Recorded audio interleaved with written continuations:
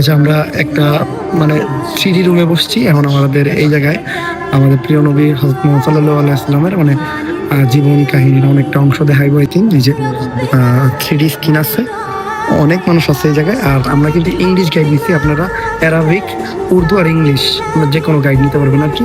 তো কিছু সিন দেখেন, যদিও এই জায়গায় ভিডিও করা এলাও না, ফটো টোটো তোলা এলাও, তারপরও আমি কিছু সিন দেখাইতেছি।